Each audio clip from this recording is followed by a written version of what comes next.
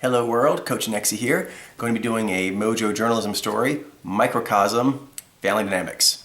Okay, so we've talked about the Microcosm Syndrome before, which is basically the trend we've seen, which is that most bubbles, including families that you go to, have very few different Mojo designs in them, whereas most people seem to be under the impression that there is a much wider range. Almost as if there's some sort of attempt to complete the pantheon of the different mojos within the limited amount of mojos that may be occupying a given bubble. Okay, so now talking more about family. Nijai, seeker of self-discovery, asked about perhaps why she might feel like the odd one out in her family. I'd like to use that as inspiration to answer this, but take it to a higher level where it would be applicable pretty much to families around the world from all cultures, all mojos. Okay, so start with just, I guess, some general principles. Shouldn't take too long here, but a few ones that I was thinking of is first, humans have a need and a drive as part of their will to shine to feel special. So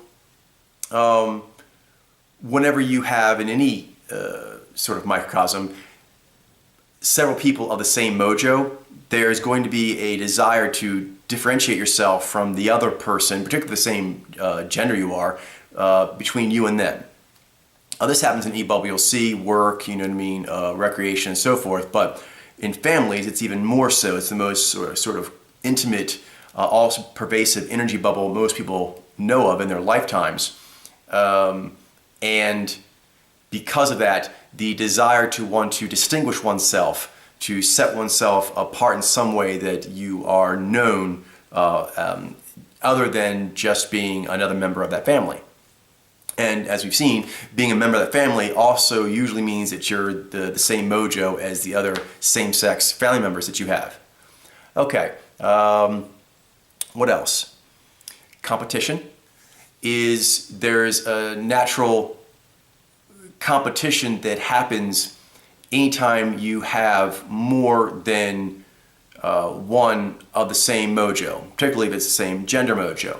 So that role is being fulfilled in some way. So if there are more of that same gender mojo or mojo, then there'll often be an unconscious or conscious attempt to show how you excel. And this is related to being different, but it's its own thing, which is a competitive drive that I want to be considered as a very strong one of my mojo.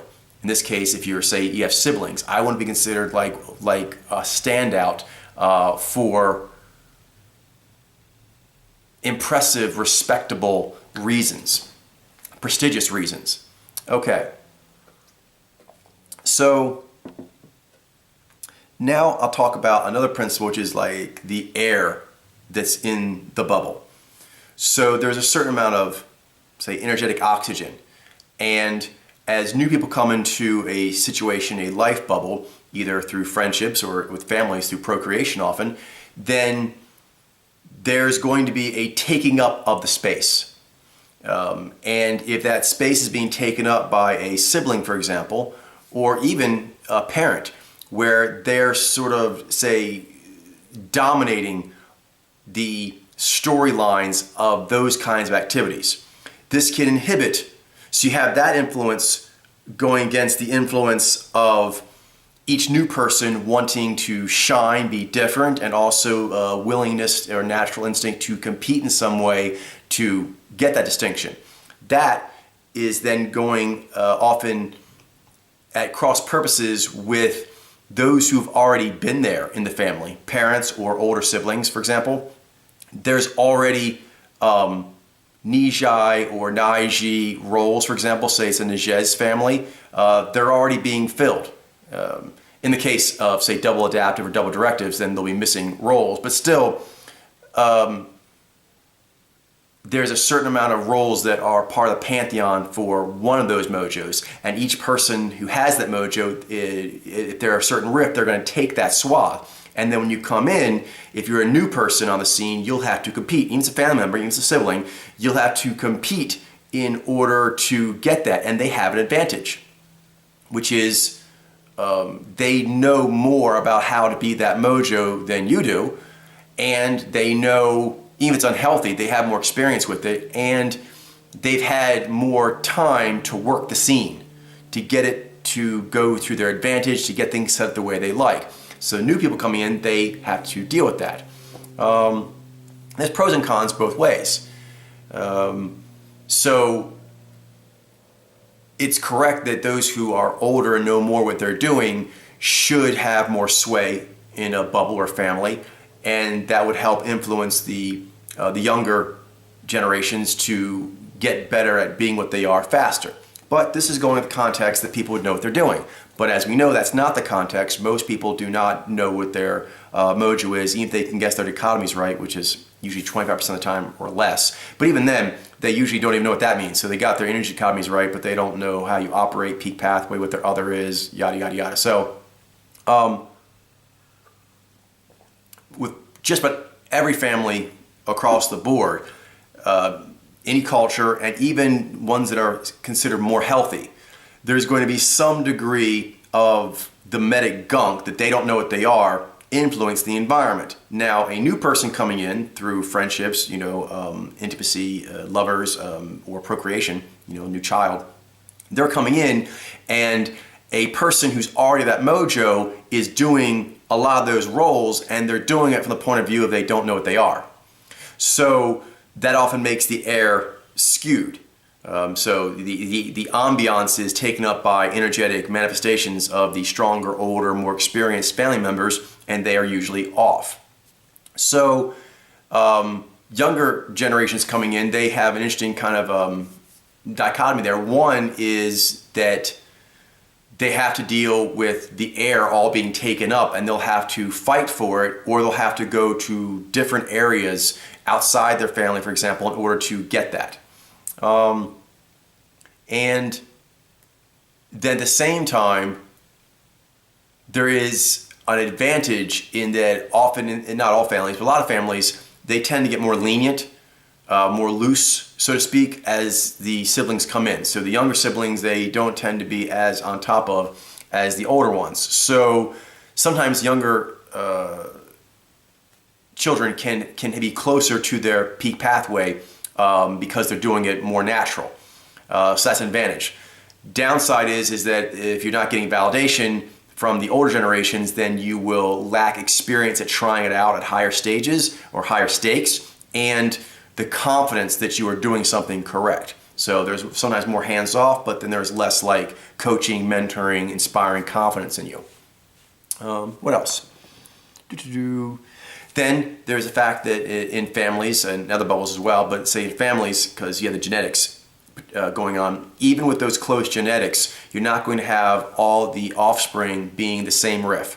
Besides the fact that there's going to be a natural desire to differentiate, to compete, to do something different than what has already been taken up in the airspace. Besides that, there's the fact that if you were born in any circumstance, those same siblings are not the same genetic seeds. So they would manifest differently. They would have different natural talents, sensitivities, inclinations, and so forth. And in families, often there is a spoken or unspoken desire for homogeny in the quote-unquote desirable attributes of a family member. So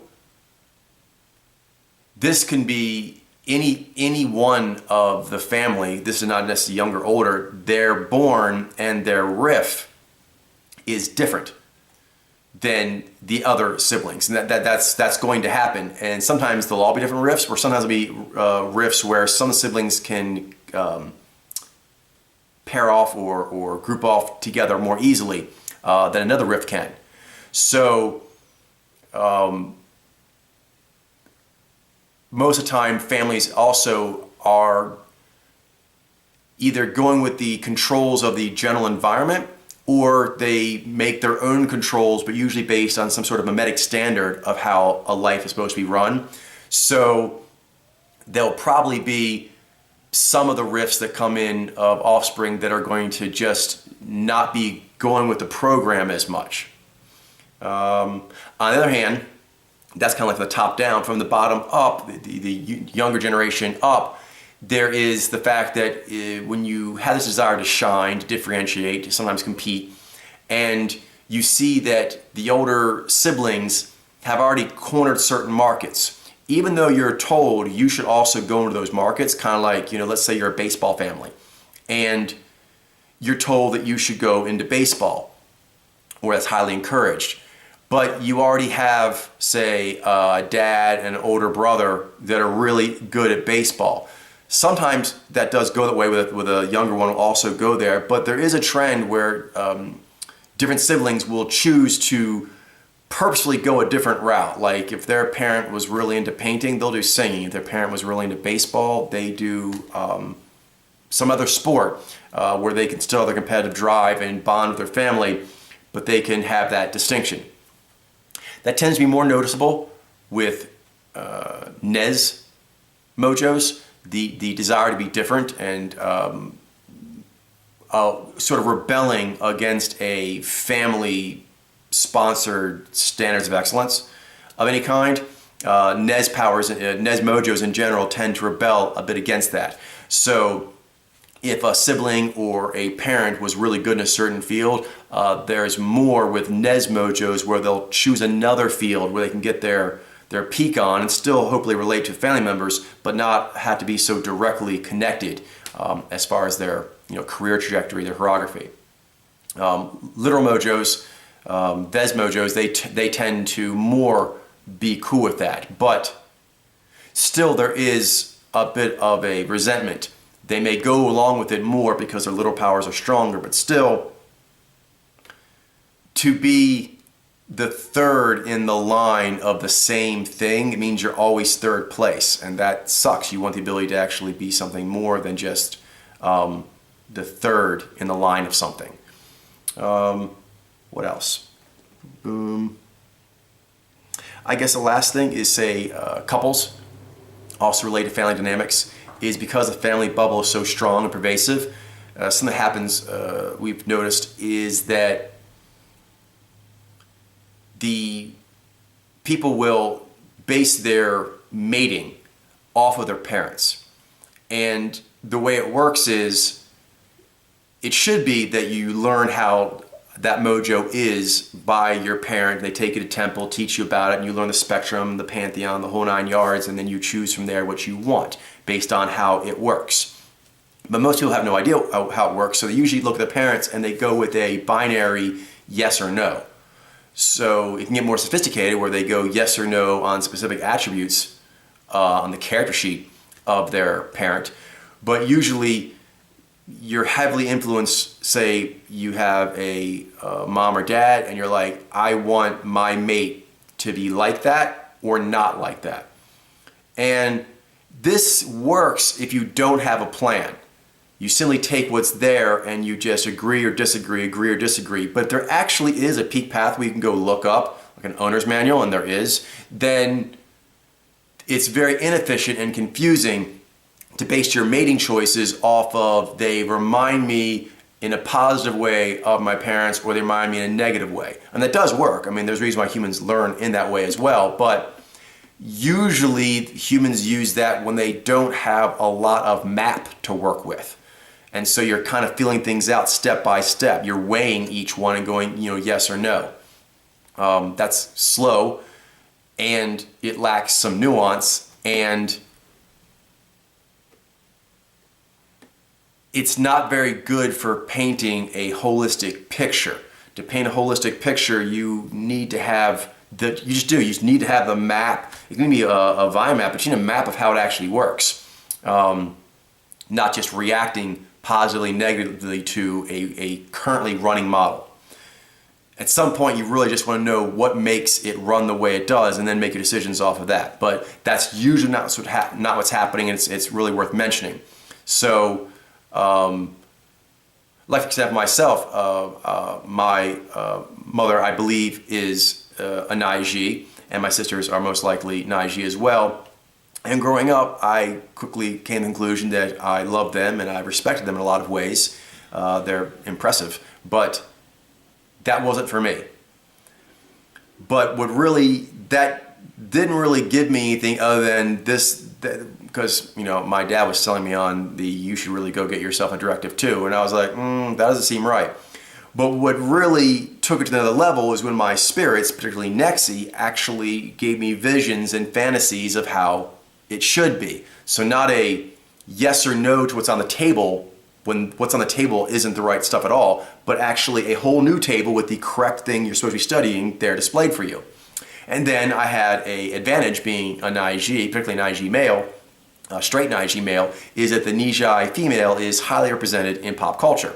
And so early on I started to take what my spirits were showing me and connecting that to different things I would see in arts and media, and seeing the expressions, the voice, the interaction that they would have, the banter, all of it. I'm like, that is what I need to be going after. As opposed to saying yes or no to something that you don't really know what it is, and possibly, as in the case I believe with myself, where that's actually not the model I should be looking to go after at all. So basing my mating choices off of binary yeses and nos to a Naiji female's game, regardless of how good it is or works with my riff or not, that's not actually relevant. But for most people, for example, if you see that they have a non-inspirational pairing, it's not uncommon for the siblings to into non-inspirational relationships similar to the ones their parents did. Or in the case of, where one person has a lover or a spouse, and then they get divorced, but it was inspirational, they will return to another non-inspirational relationship. And you're like, why is that not happening? Why aren't they getting the inspirational? Particularly because the data shows that there is a very strong magnetic pull to the inspirational relationship, to the point where people who have no freaking idea whatsoever what they are and how they operate and what they need and so forth, and they think they're something other than they are, their mate thinks they're something other than they are, and yet still there's a high percentage trend of people finding their inspirational mate. But they often don't know what they're doing and don't pick the riff that would be good for them, and they're not developing themselves and moving forward and growing together. I mean, they're not doing that right. But still, the magnetic pull is very strong. But in certain cases, you'll see it where a person is in a non-inspirational, they get out of a non-inspirational relationship, and you think, okay, the magnetic pull of the inspirational should probably then pull them now that they're not locked down. But no, they will go and pick another non-inspirational relationship, and usually it's similar to the one they had before. And so, I don't have this locked down, but I speculate that that's because it reminds them of the relationship that they had either with the mom or the father, or the first intimate relationships they had were with people like that, and that's really all they know. So one way or the other, that's kind of all they know. And so that dance that they know, even though it's the wrong dance, it's the one they know, and that knowing of the dance creates a comfortability magnetic pull. And sometimes that comfortability magnetic pull, kind of like other kinds of incorrect mimetic pulls, they can build up so much power that they pull you stronger than your peak pathway does, until you can actually get out from under its incorrect influence. And then your peak pathway can reassert itself. So families have a lot to do with peak pathways because of the closeness and the mojos of the family members. And if done correctly, it natural law kind of built it to where usually it's going to be an impromptu storyline temple. Most families are going to be that, and the most common one after that is that you hook up with someone that's your same mojo. So even then, it's not as ideal as going with your inspirational, but still, you are making an impromptu temple, and that can work in its own way as well, but you'd have to bring in the influence of the other. But long story short, temples are very powerful, and families are basically the most intimate, earliest, most pervasive temples that people find themselves in. And natural law clearly indicates that a storyline temple would be the most energetically optimized temple to be born into and to be raised in. And then after that, mojos that actually are inspirational, augmentational, they have some kind of similar pull. But in all those, you'd want the people who are involved to know what they are and what temple they've created. it's a very big deal to create a family temple and to bring children into it. So that should be seen as a sacred charge, and it is, and then handled and lived out on an ongoing basis based upon it. So great stuff. Hopefully it'll be an ongoing discussion, and I'll talk to you tomorrow. Bye-bye.